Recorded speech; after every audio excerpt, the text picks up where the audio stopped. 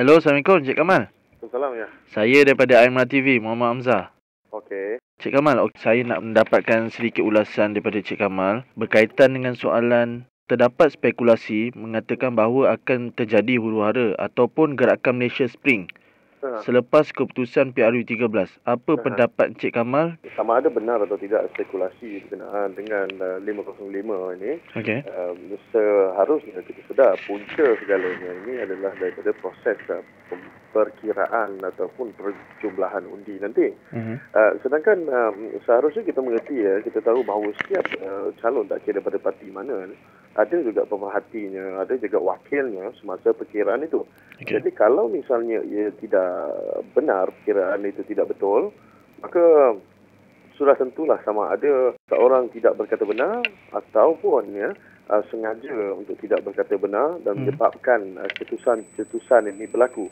Harus diingatkan provokasi seperti ini hanya membuktikan satu perkara, yakni semua sekiranya berlaku 505 itu bermakna ada pihak yang barangkali yang tidak menyertai atau tidak menyokong proses demokrasi, iaitu hak bersuara menerusi pangkah atau pemilihan undi.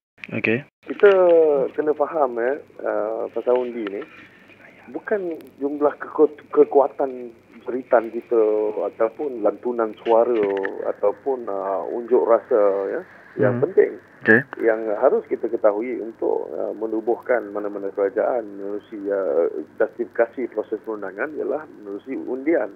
Jadi kalau mandat itu kita beri, maka seharusnya kita lihat kalau misalnya sama ada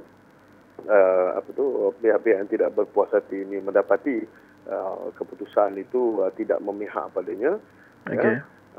Atau berpendapat bahawa pihak lain memenanginya kerana unsur-unsur penipuan, maka mereka perlu membuktikannya dan tidak menghasilkan spekulasi yang boleh mencetus keadaan huru-hara, seterusnya mengganggu keamanan pihak-pihak lain atau majoriti rakyat Malaysia ini. Saya berpegang kepada satu perkara, iaitu yang hak tetap hak, yang batil tetap batil. Betul. Jadi kalau ada yang mengatakan gerakan 505 ni akan berlaku, walaupun saya menghormati pandangan itu, tetapi sebagai rakyat Malaysia saya harus bertindak dengan lebih rasional dan secara peribadi saya berpendapat itu adalah satu yang sia-sia memandangkan semua telah diberi pilihan, iaitu melantik wakil-wakil rakyat mewakili mereka dan juga ahli-ahli parlimen bagi membincangkan polisi negara atau membuat kritikan terhadap polisi.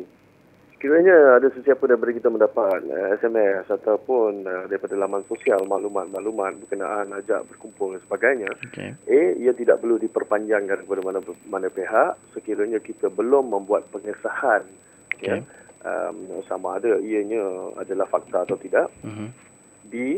Sekiranya telah diberi telah berada di tempat itu dan kebetulan mendapati diri kita terperangkap di tengah, maka hendaklah mencari jalan keluar dengan segera dan kerana apa?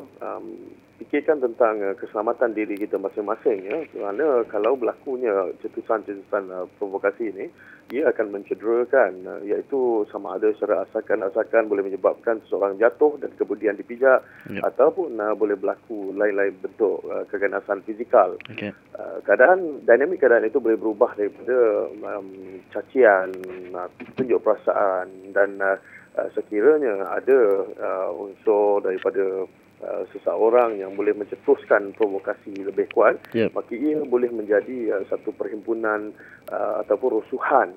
Dan kalau sesiapa yang membawa kanak-kanak dan sebagainya, saya lebih nasihatkan supaya memerhatikan gerak-gerian anak semasa berada di tempat kejadian, ataupun lebih baik tidak berada daripada tempat-tempat yang kita tahu atau telah diberitahu kononnya akan berlaku kejadian-kejadian yang seperti 505 ini. Okey, terima kasih Cik Kamal di atas ulasan tadi. Okey. Okey, terima kasih. Assalamualaikum.